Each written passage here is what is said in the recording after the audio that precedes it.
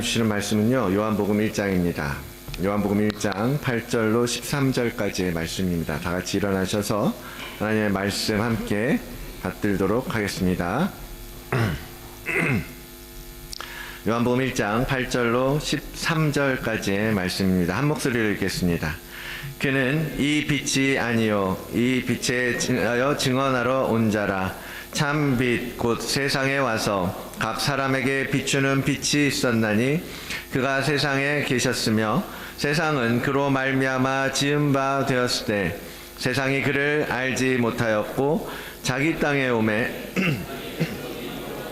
아니하였으나 영접하는 자 곧 그 이름을 믿는 자들에게는 하나님의 자녀가 되는 권세를 주셨으니 이는 혈통으로나 육정으로나 사람의 뜻으로 나지 아니하고 오직 하나님께로부터 난 자들이니라. 아멘. 하나님의 말씀입니다. 자리에 앉으시겠습니다. 서로 인도하여 주시옵소서. 사랑이 많으신 하나님 아버지 감사합니다. 하나님 아버지, 우리는 참으로 그렇게 죽을 수밖에 없는 죄인입니다. 우리의 욕심 때문에 남들을 짓밟아야 하고 남들이 피눈물 흘리게 했던 아버지, 그렇게 살아가는 죄인된 세상임을 보게 되고 고백합니다. 주님, 그 세상에서 이제는 그리스도의 평화가 회복되어지기를 원합니다. 주님께서 우리에게 보여주셨던 정말 생명까지 주시는 그 사랑이 우리 모든 열방 가운데 온전하게 나타나고 드러나게 인도하여 주시옵소서. 그것을 위하여 교회를 부르셨사오니 이 교회가 하나님 아버지 그 일을 온전히 감당할 수 있도록 힘을 더하여 주시고 능력을 더하여 주시옵소서.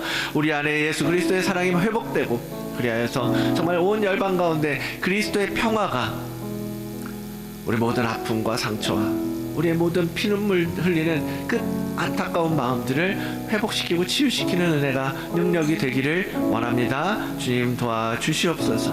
오늘 이 시간에 하나님의 말씀이 선포됩니다. 주님이 선포되어지는 말씀이 하나님 우리 마음밭에 온전히 뿌려지는 천국의 말씀이 되게 사용하여 주시옵소서. 부족한 자의 입술을 통하여 선포되어질 때 하나님 아버지, 우리 모든 성도가 하나님의 메시지를, 우리 성령님의 음성을 들을 수 있도록 주님 함께하여 주시옵소서. 감사드리며 예수 그리스도의 이름으로 기도드리옵나이다. 아멘. 예, 우리 또 함께 인사하는 시간 갖겠습니다. 특별히 오늘 추석이죠. 이번 토요일이에요? 금요일이에요? 토요일이죠? 토요일이 당일인가요? 달이 정말 동그랗더라고요. 여러분, 가족들에게도, 한국에 있는 식구들에게도 좀 연락하시고 오랜만에 안부도 전하시고 하셨으면 좋겠고, 또 오늘 우리 또 교회 공동체 가운데에서 추석을 맞아서 여러분 함께 돌아보면서 인사할까요? 주님의 은총과 평강을 누리시기를 축복합니다. 우리 다 같이 돌아보면서, 지난주에 못 뵀던 분, 또 여러분 미팅데이 잘하고 계시죠? 네, 주 예수 그리스도의 은혜가 정말 여러분의 삶 가운데, 여러분의 가정 가운데, 여러분의 사업장 가운데 정말 충만하게 늘 함께 하시기를 주의 이름으로 축원을 드립니다. 오늘 요한복음의 말씀을 보면서요, 여러분들이 요한복음을 볼 때마다 아마 느끼실 거예요. 요한복음을 보면서 창세기 1장 1절이 생각나잖아요. 그쵸? 왜 그런 건가요? 시작이, 그쵸? 창세기 1장 1절 태초에 이렇게 시작하잖아요. 태초에 하나님이 천지를 창조하시느니라. 그런 것처럼 오늘 요한복음도 그렇게 시작하거든요. 아마 사도 요한의 의도가 담겨 있다라고 저는 생각을 합니다. 태초에, in the beginning. 너무 막 뭔가 이렇게 큰 대서사시가 쓰여질 것 같은 느낌이죠. 그렇게 요한이 사도 태초에 말씀이 계시니라 라고 시작했을 때 말씀 그 안에 그분의 논리를 정리하면 그거죠. 요한복음 1장 1절 네. 태초에 말씀이 계시니라. 이 말씀이 하나님과 함께 계셨으니 이 말씀은 곧 하나님이시니라. 이렇게 선언하듯이 시작하고 있어요.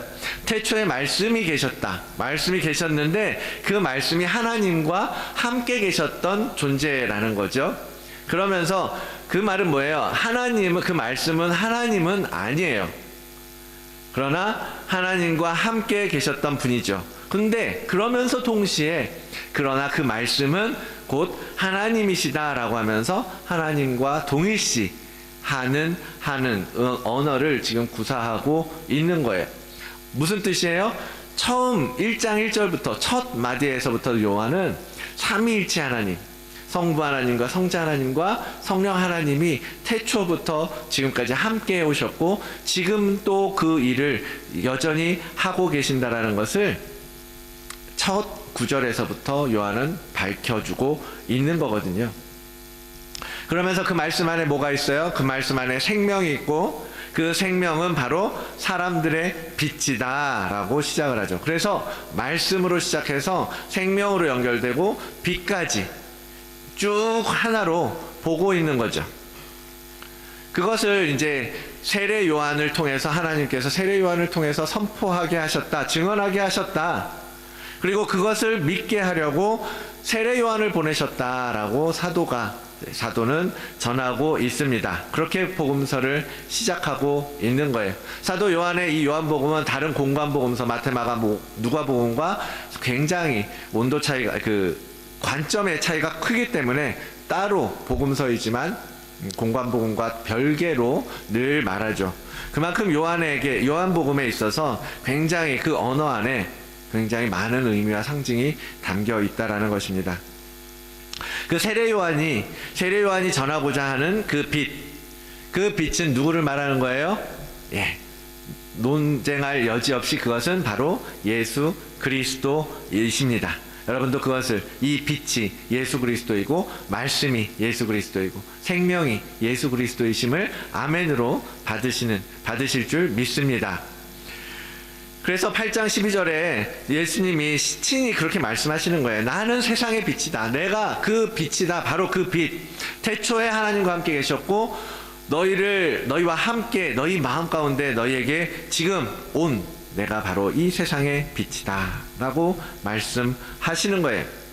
그 빛은 어둠을 밝히는 진리의 빛입니다. 죽음을 이기는 생명의 빛입니다. 그것이 바로 우리 교회가, 여러분이 기독교에서 믿고 있는 예수 그리스도이십니다. 그래서 시편 기자는 여호와는 나의 빛이요 나의 구원이시니 내가 누구를 두려워하리요? 여호와는 내 생명의 능력이시니 내가 누구를 무서워하리요? 라고 고백하는 거예요. 그 빛 대신 예수 그리스도가, 그 빛이신 하나님께서 나와 함께 계시니 내가 더 두려워하고 무서워할 것이 없다. 왜? 천지를 창조하신 그 빛이 나의 빛이고 나의 구원이시기 때문에 라고 노래하는 것입니다. 시편 기자처럼 주님을 믿는 우리들도 그분의 빛으로 말미암아 여러분 이 세상을 살아감에 있어서 무서워하는 것도 두려울 것도 없는 정말 세상에 우리는 승리자입니다. 그것을 믿고 선포하는 여러분들이 되시기를 원합니다. 이 빛은 또한 우리를 다스리고 통치하는 왕으로서 우리에게 오셨어요. 사도 요한은 그 빛에 대하여 오늘 본문에서 이렇게 표현합니다. 빛이 11절 자기 땅에 오매 자기 백성이 영접하지 않았다 라고 사도 요한은 지적하고 있어요. 자기 땅에 왔다라는 건 뭐예요?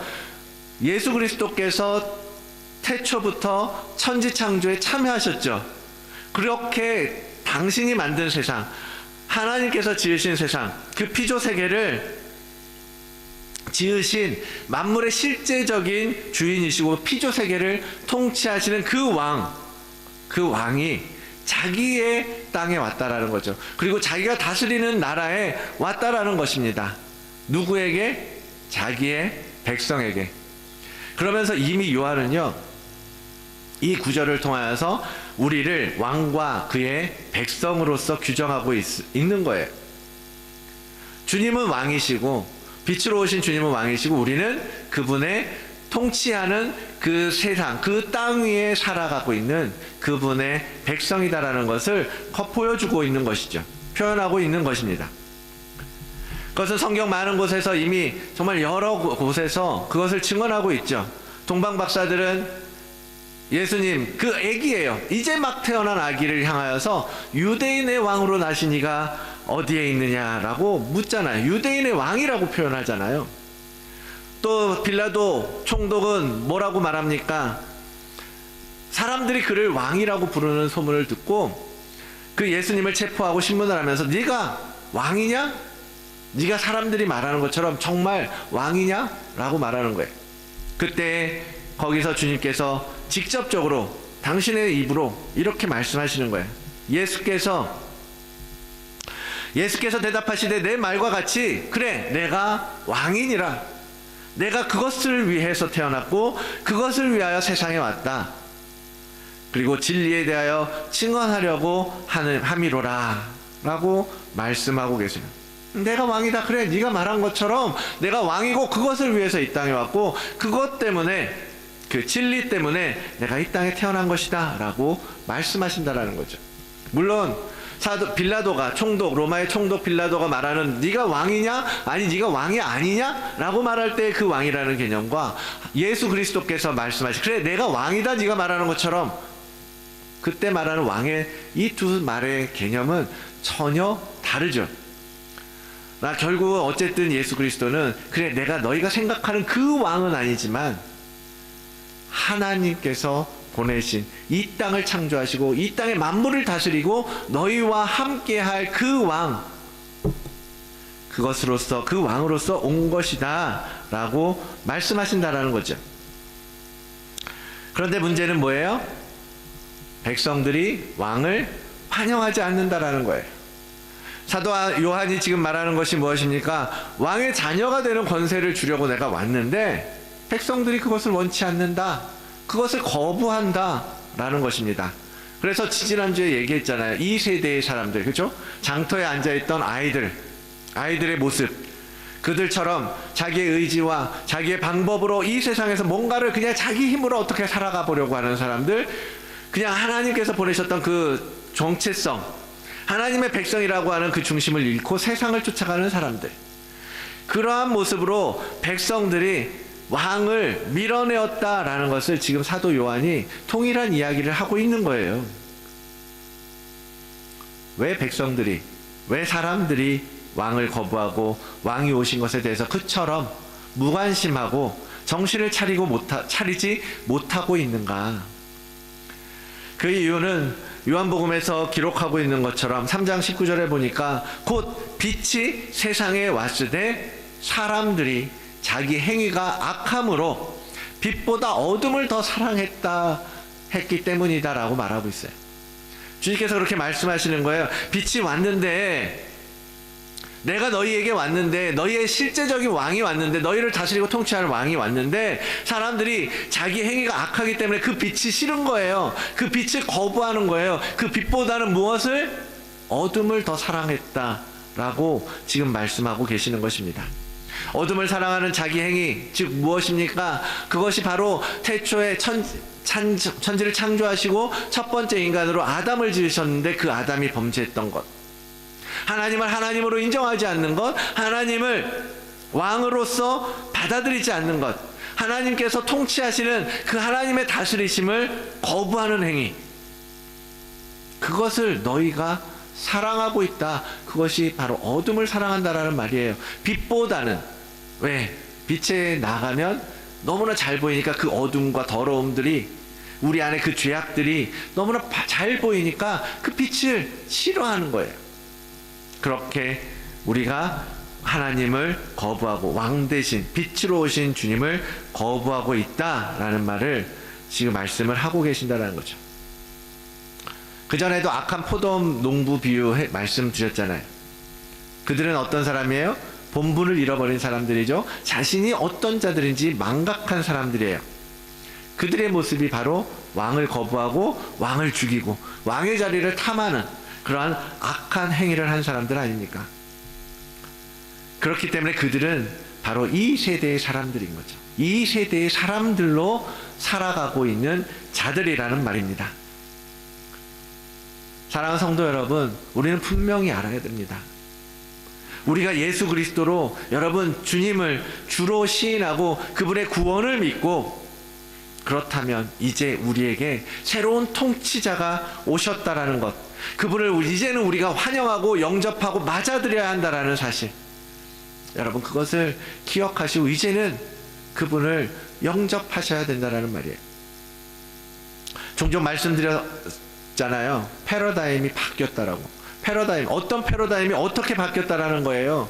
세상의 중심을 나였어요. 그동안 내가 중심이 돼서 나를 위해서 나의 세상을 살아왔던 그 죄인을 이제는 자리를 바꿔야 된다. 그 자리를 떠나야 한다라는 거예요. 그리고 그 주인의 자리에서 내려오고 거기에 메시아로 오신, 우리의 구원의 왕으로 오신, 우리의 왕으로 우리를 다스리고 통치하러 오신 그 주님을 그 중심에 모시고 그분의 뜻과 그분의 통치가 이루어지는, 그분의 통치를 따라서 순종하는 삶으로 바꾸어지는 것, 그것이 패러다임의 전환이고, 그러한 패러다임의 변화가 지금 우리에게 필요하다라는 거예요. 새 패러다임을 우리가 받아들이고 그 패러다임을 따라서 우리의 생각과 우리의 행동과 우리의 말을 바꿔야 한다라는 것입니다.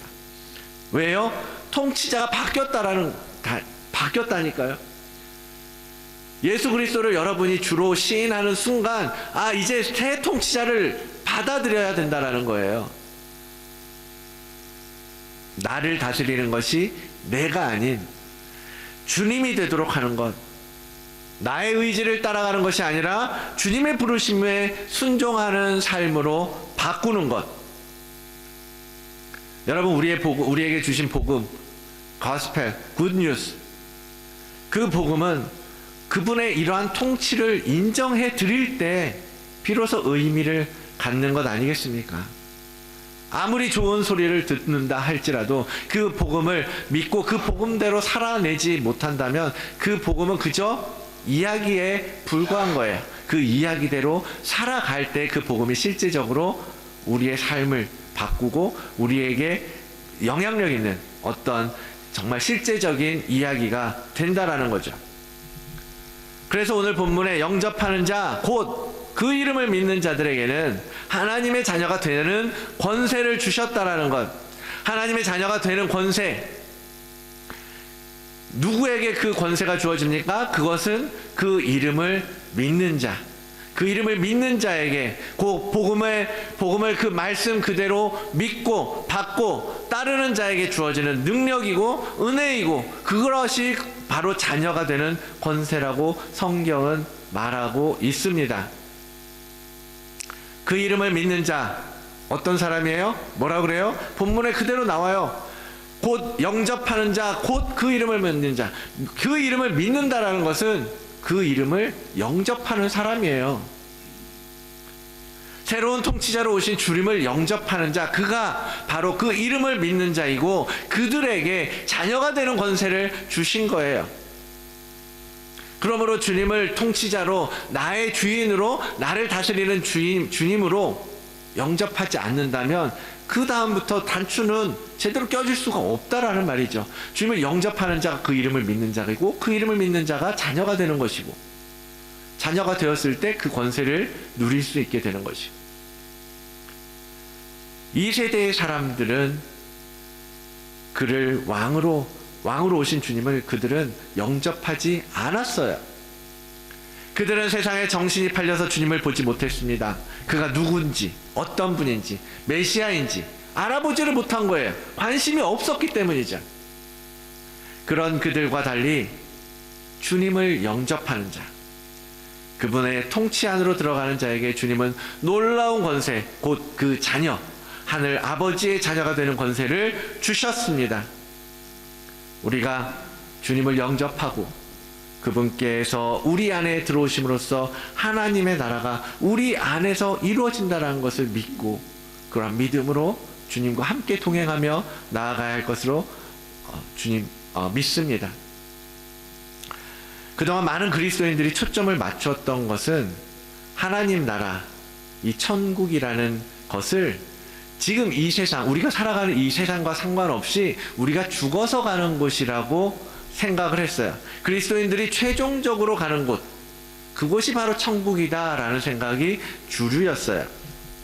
그래서 천국에 가기 위해서 마지막 날에 그 심판을 통과하고 하나님이 계시는 나라에 들어가서 하나님과 함께 더불어 영원한 생명을 누리는 것, 그것을 우리 믿음 생활의 목표로 설정한 거죠. 맞아요. 그 틀린 얘기 아닙니다. 우리는 마지막 때에 하나님 나라에, 영원한 하나님 나라에 들어가서 하나님과 함께 더불어 그렇게 살아갈 거예요. 그것이 천국이고 하나님 나라 맞습니다. 그렇게 예수 그리스도를 통하여 이루신 구원, 그것은 그러한 하나님 나라에 들어가는 것으로 설명될 수 있어요. 그런데 그런 개념으로 하나님 나라를 이해하다 보니까 사람들이 어떤 생각까지 하냐면 그런 거죠. 아유, 죽기 직전에 믿는 게 제일 좋을 것 같아요 라고 말하는 사람들이 있다라는 거죠. 왜? 그래서 예수님을 믿는 게 힘들고 불편한 거예요. 나쁜 짓도 해서는 안 되고, 맨날 주일마다 교회 가야 되고, 놀지도 못하고, 뭐 술도 먹지 말라 그러고, 담배도 끊으라 그러고, 뭐 전도하라 그러고, 뭐 맨날 겸손하라고, 거짓말하지 말라고, 낮아지라고, 헌신하라고, 충성하라고, 뭐 이렇게 예수님 믿는 게 너무너무 힘들다라고 생각하는 분들이, 그냥 참 죽기 전에만 믿고 하나님 나라 가면 될 텐데 그게 제일 좋을 것 같아 라고 말을 하는 거죠. 혹시 여러분도 그런 이야기에 동의를 하십니까? 우리 뭐 죽기 전에만 믿으면 되는 건데 라고 생각하십니까? 너무 일찍 주님을 알았어. 그냥 조금 더 놀다가 만났어야 되는데, 그런 생각 혹시 갖고 계십니까? 그게 아니라는 거예요. 그게 아니라는 거예요. 여러분, 주님은 그 하나님 나라가 오늘을 살아가는 우리들 안에 있다라고 말씀하시잖아요.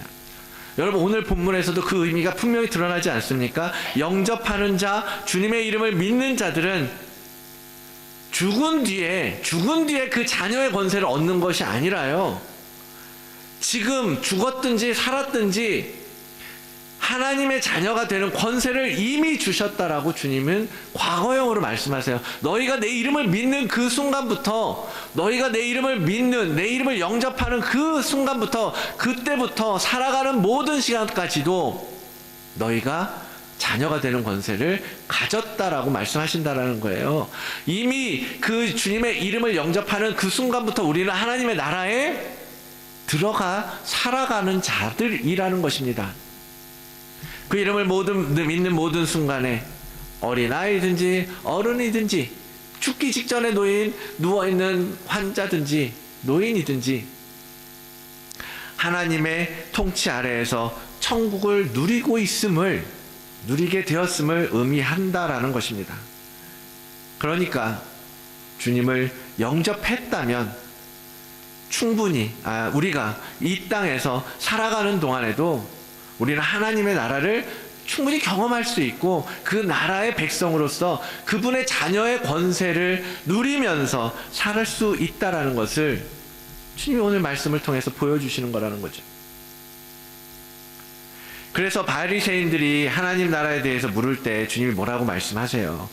바리새인들이 하나님 나라가 어느 때 임하리까 묻거늘 예수께서 대답하여 이르시되, 하나님의 나라는 볼 수 있게 임하는 것이 아니라 어디에?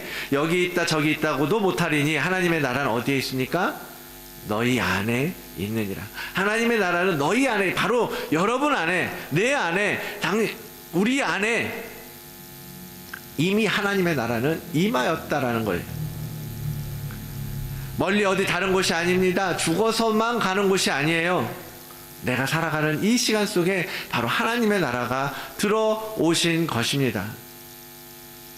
그러므로 우리가 천국에 대해서 이야기할 때 우리는 이 두 가지 관점에서 이제 천국을 생각해야 되는 거예요. 하나는 원래 알고 있던 대로 개인적인 종말이 오죠. 사람이 죽죠. 마지막 심판 때가 되어서 모든 사람이 하나님의 왼편과 우편으로 구분되어지고 나눠질 거예요. 그리고 오른편에 있는 사람들은 어떻게? 하나님의 나라에 들어가서 영원히 하나님과 하나님의 통치 아래에서 영원한 하나님의 나라를 살게 될 것입니다. 그 구원받은 백성들이 들어가는 천국, 그죠? 그게 하나고, 또 하나는 뭐예요? 지금 이야기해 드리는 것처럼 우리가 살아가는 이 시간에도 이루어져 가고 있는 하나님의 나라. 즉 우리 안에 하나님의 통치가, 하나님의 다스리심이 들어오고 우리 삶에서 실제적으로 이루어지게 되는 나라, 그분의 자녀로서 살아가게 되는 나라인 거예요. 그러니까 앞서 예를 들어서 이야기했던 것처럼 죽기 전에 하나님을 영접하는 것이 어떻게 보면, 인간적인 마음으로 보면 그게 제일 좋을 것 같죠. 제일 이 세상에서 마음대로 나 살고 싶은 대로, 나 원하는 대로 살다가 그냥 딱 마지막 때 뭐 병들고 이제 죽을 날이 얼마 남지 않았구나, 그때 가서 하나님을 믿는 것이 제일 좋을 것 같은데요. 여러분, 그렇습니까? 그게 아니라 그거보다 훨씬 가치 있고 훨씬 귀하고 보석 같은 하나님의 자녀로서 살아가는, 하나님의 자녀가 되는 권세를 누리지 못하고 사는 것이 훨씬 손해 아닐까요? 과연 여러분의 뜻대로, 예를 들어서 삼성가의 기업의 손자 상속자라고 합시다. 그 상속자의 권세를 가지고 있음에도 불구하고 나가서 나 독립해서 저의 뜻대로 살아보겠습니다 하고 나가서 자취하고 쉐어하면서 자기 열심히 일해서 돈 벌고 힘든 일 있어도 힘들어도 집에 말하지 않고 그냥 다 견디면서 살아갈, 왜 그렇게 살려고 하냐 이거죠. 그렇게 살다가 마지막 때에 집에 다시 들어가서 이제 상속자로서 살겠습니다라고 하는 것보다 그냥 상속자로서 살면서 그 자녀의 권세를 누리면서 살아가는 것이 훨씬 좋은 일 아닌가요? 그것이 훨씬 가치 있고 의미 있는 일 아닙니까? 이제는 우리의 생각을 바꾸고 패러다임을 바꾸어야 한다는 거예요. 그 하나님의 나라가 우리 안에 이미 주어졌음을 믿고 천국 백성의 방식으로 세상을 살아가고 세상을 바라보는 여러분들이 되시기를 기원드립니다. 그러므로 우리가 살아가는 지금 이 시간에도 우리는 하나님의 나라를 우리 안에서 경험하고자 하는 그런 목표와 갈망을 가지고 살아야 하는 거예요. 그 말이 무슨 말입니까? 하나님의 나라를 경험하려고 하는 것, 그게 무슨 말이에요? 지금까지 우리가 다스리고 통치해왔던 건 뭐예요? 세상의 가치, 세상의 지식들, 학문들, 정치적인 권력, 경제 권력, 지금은 제일 강력한 게 뭐예요? 문화 권력이에요. 문화에 사로잡혀서 우리의 삶이 결정되고 때로는 그것 때문에 흔들리기도 하고 그렇게 우리의 삶이 유지되어 가고 있다는 거죠. 그러한 과거에서 벗어나서 이제는 하나님의 자녀가 됨으로써 누구에 의해서? 하나님에 의해서. 여러분, 부모님에 의해서 우리는 어린 시절 자라왔잖아요. 부모님께서 우리에게 좋은 것을 권하고 지도해주고 좋은 길을 안내해주고 그리고 그 길을 따라서 우리는 그렇게 성인이 되어 온 거잖아요. 그것처럼 하나님에 의해서 하나님께서 우리에게 가르쳐주시고 보여주시는 그분의 뜻을 따라가고 그분의 다스림을 통하여서 선한 길로 인도받고 그분이 가르쳐 주시는 대로 풍성한 열매로 맺혀지는 방향으로 가야 된다라는 말입니다. 근데 그것을 막는 게 뭐예요? 사도 바울은 육신이 그것을 가로막고 있다라고 보고 있는 거예요. 그래서 사도 바울은 우리 안에 임하게 될 하나님 나라를 받는 것에 대해서 이렇게 교훈하고 있습니다. 형제들아, 내가 이것을 말하노니 혈과 육은 하나님의 나라를 이어받을 수 없다. 또한 썩는 것은 썩지 아니하는 것을 유업으로 받지 못하느니라 라고 말씀하고 계십니다. 우리의 육신으로는 하나님의 나라를 받을 수가 없다. 왜? 이것은 썩을 몸뚱아리이기 때문에 그 썩을 것으로는 하나님의 나라를 담을 수가 없다라는 거죠. 그런 흙으로 돌아갈 몸에 하나님의 나라가 이루어질 수 없다라고 말씀하고 계시는 거예요. 그럼 어떻게 하나님의 나라를 여러분 안에 담을 수 있습니까? 하나님의 나라가 어떻게 여러분 안에 담길 수 있겠습니까? 사도 바울은 그러므로 우리가 하늘에 속한 이의 형상을 입어야 한다라고 말씀하세요. 고린도전서 15장 49절, 우리가 흙에 속한 자의 형상을 입은 것 같이 또한 하늘에 속한 이의 형상을 입으리라 라고 말씀하시는 거예요. 메시지 성경을 보니까 이제껏 우리는 땅에 뿌리를 두고 살아왔지만 이제는 하늘에 속하는 것을 목표로 삼아야 합니다 라고 번역하고 있습니다. 우리가 죽으면 흙으로 돌아갈 흙의 형상을 입은 자이긴 하나 우리가 예수 그리스도의 형상을 입음으로써 우리의 안에 하나님의 나라는 실제가 될 수 있습니다. 제가 그리스도의 형상을 중요하게 여기는 이유가 여기에 있어요. 우리가 예수 그리스도를 통해서 얻은 구원 너무너무 중요하죠. 그죠? 우리는 구원받는 것이 전부 다인 것처럼 생각하고 살아갑니다.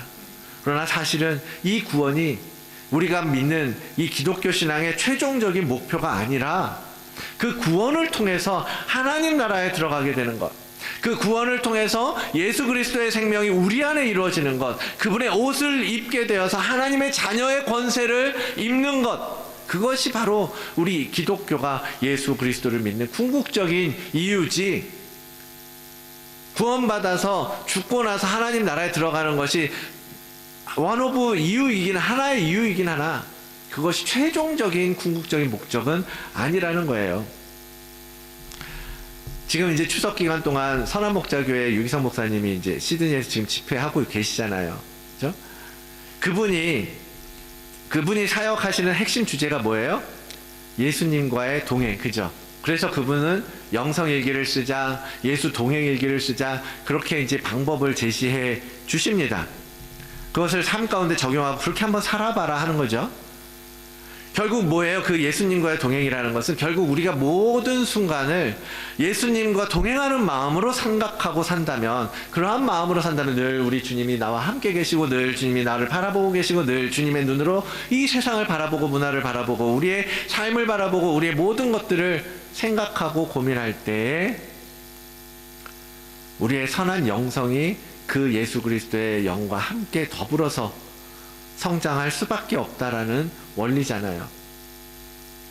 매일 우리의 영성을 그 예수님의 모습, 하나님의 말씀, 그것에 비추어 보다 보면 점점 우리 안에 있던 죄되었던 성품들이 다루어지고 깎여지고 끊어져 나려가고, 그리고 예수님으로부터 오는 새 성품으로 확장되어져 가게 된다라는 것입니다. 결국 우리의 그 과거의 옷을 벗고 예수님의 새 옷, 그분의 형상, 그분의 뭐 겉모양과 외모가 아니라 그분의 내면의 형상을 입게 되는 것이 곧 예수 그리스도와의 동행이고, 또 예수 그리스도의 형상으로 옷 입는 것이고, 예수 그리스도가 우리의 속사람으로 자리 잡아가는 것이고, 그렇게 해서 우리를 거룩한 자리로 이끌어 가게 된다고 하는 이 모든 것들이 사실은 하나의 맥락이잖아요. 결국 예수 그리스도가 우리 안에 들어오시고 그분의 통치가 우리 안에 이루어지고 그분의 형상을 우리가 입고 그분의 거룩한 옷을 우리가 입고 그분의 패러다임으로 새로운 그 죄인의 패러다임이 아니라 하나님 나라의 패러다임을 우리가 실천하고 살아감으로써 우리가 최종적으로 하나님 나라에 들어가게 되는 거룩한 구원의 길이 이루어지게 된다라, 완성되어져 간다라는 거거든. 다 똑같은 얘기잖아요. 여러분 기억하십시오. 새 형상을 입고 새 통치자를 여러분 영접하셔야 합니다. 주님은 우리가 하나님 나라의 삶을 살기를 원하세요.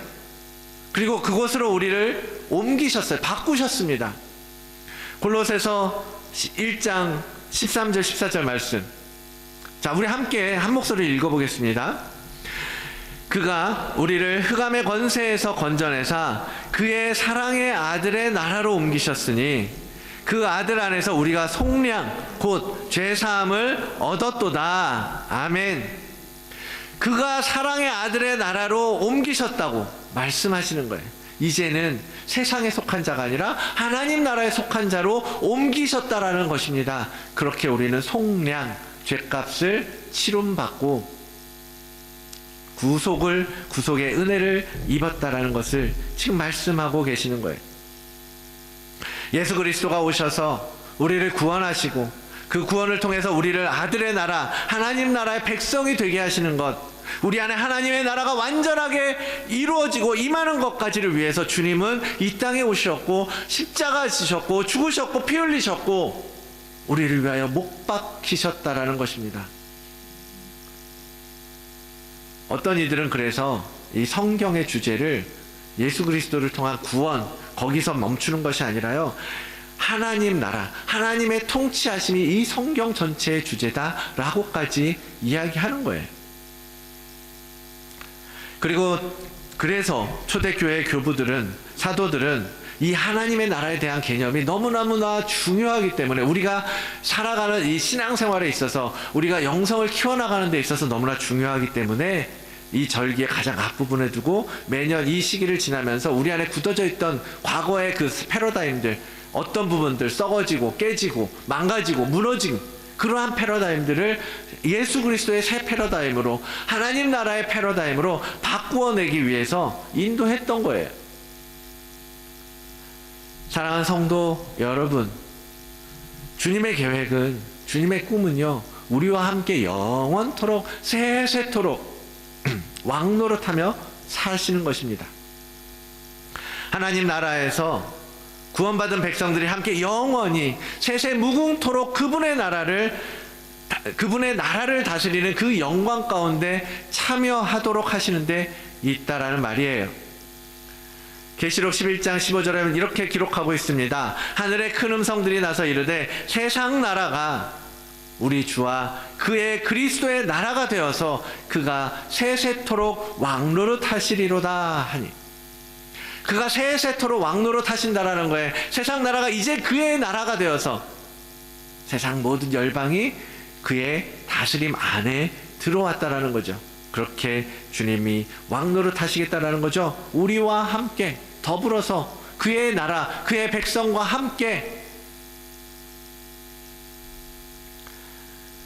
그것이 예수 그리스도께서 이 땅에 오시고 선포하시기를, 회개하라, 하나님 나라가 가까이 왔느니라, 회개하라, 천국이 가까이 왔느니라, 하나님 나라가 바로 너희 안에 지금 들어왔다, 너희 안에 있느니라 라고 말씀하신 이유입니다.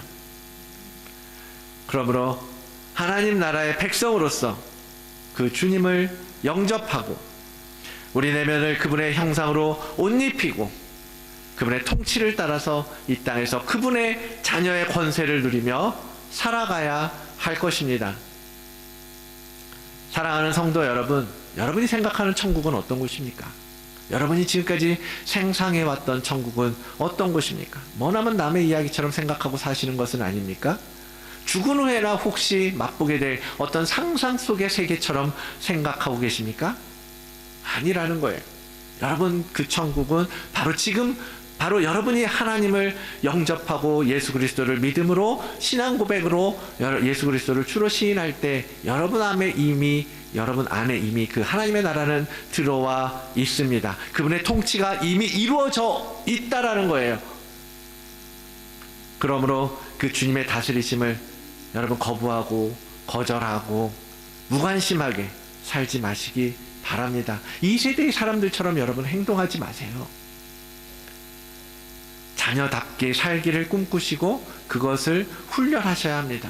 훈련 받으셔야 된다는 거예요. 그 어떤 아빠 엄마도 자녀들이 엇나가는 것을 그냥 두지 않습니다. 그들이 미워해서, 그들이 나를 열받게 해서 도저히 그하고는 말이 통하지 않아서 그게 아니죠. 그를 사랑하기 때문에, 그가 가장 좋은 것을 누릴 수 있는 자녀의 권세를 가진 자이기 때문에 그가 지금 내 다스림 안에서 배우고 훈련받고 그렇게 성장해 가기를 원하시는 거예요. 그래서 나와 함께 이 나라를 영원히 통치하고 다스려 가기를 원하기 때문입니다.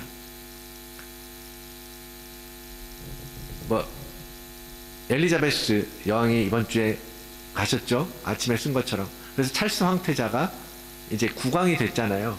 찰스가 왕세자로서 50몇 년을 왕세자로 있었대요. 왕이 되기 전에, 왕이 되기 위해서. 그 50년 동안 정말 얼마나 답답했겠어요. 그쵸? 왕자로 살아가는 거. 그런데 이제 그가 국왕이 된 거예요. 그리고 정말 나라를 위해서, 영연방 국가들을 위해서 섬기고 헌신하겠다라고 얘기했다라고 그러잖아요. 여러분, 하나님의 나라의 자녀로 살아가는 것, 여러분 그러한 소망과 꿈을 가지고 지금 비록 우리의 앞에 놓인 것들이 때로는 걸리적거리고 불편하고 힘들고 어려운 일이 있을지라도 그것을 통해서 하나님 앞에 더 가까이 나아가고 하나님의 통치를 따라서 그분의 가르치심을 따라서 나아갈 때 우리는 그 단계를 넘어서면서 결국 하나님과 함께 그 곁에서 영원한 통치의 자리에 그 영광 가운데 참여할 수 있게 됨을 믿고 오늘을 그분의 자녀로서 살아가기 위해서 애쓰시고 수고하시기를 원합니다. 예수 그리스도의 새로운 통치가 시작된 거죠. 그분의 통치 아래서 그 풍성한 은혜를 누리는 우리 다드림교회 모든 성도님들 되시기를 주의 이름으로 축원을 드립니다. 사도 요한을 통해서 하나님께서 환상을 보여주셨죠. 그 환상이 오늘 우리 내면에서 이루어지고 있는 하나님 나라의 모습이라는 것을 저는 믿습니다. 그 말씀을 함께 선포하면서 하나님 나라를 향한 꿈을 구체적으로 소망하는 여러분들 되시기를 원합니다. 요한계시록 21장 마지막이죠.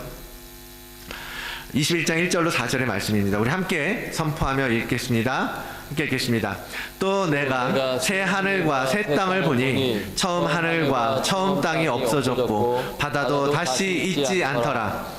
또 내가 보매 거룩한 성새 예루살렘이 하나님께로부터 하늘에서 내려오니 그 준비한 것이 신부가 남편을 위하여 단장한 것 같더라. 내가 들으니 보좌에서 큰 음성이 나서 이르되 보라, 하나님의 장막이 사람들과 함께 있음에 하나님이 그들과 함께 계시리니 그들은 하나님의 백성이 되고 하나님은 친히 그들과 함께 계셔서 모든 눈물을 그 눈에서 닦아주시니 다시는 사망이 없고 애통하는 것이나 곡하는 것이나 아픈 것이 다시 있지 아니하리니 처음 것들이 다 지나갔음.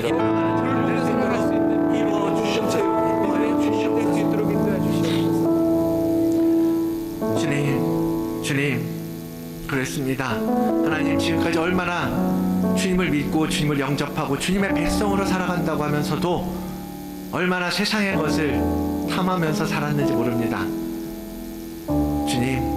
주님의 다스리심, 주님의 통치를 거부하고 두려워하고 겁먹고 피하고 외면하고 그렇게 살았던 저희들을 주님 용서하여 주시옵소서. 이제라도 하나님을 믿는 하나님의 백성으로서 이제는 하나님의 통치를 우리 안에 온전히 받아들이는 저희들 되게 인도하여 주시옵소서.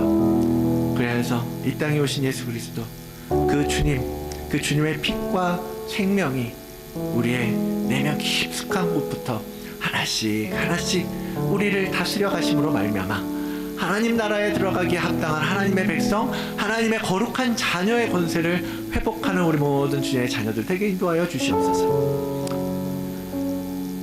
주님의 것이 그렇게 귀하고 소중하다고 말하면서도 그것을 전혀 생각하지 않고 우리 힘으로 살아왔던 저희들을 불쌍히 여기사 이제는 그 주님의 은혜 안에서 하나님 나라를 구하고 갈망하고 그 뜻과 그 의를 구하며 살아가기로 결단하는 우리 모든 주의 백성들 되도록 은혜를 더하여 주시옵소서. 오늘 우리에게 새로운 하루를 열어주시기를 기대하며 감사드리며 우리의 구원자 되시며 우리의 영원한 왕 되시는 예수 그리스도의 이름으로 간절히 기도드리옵나이다.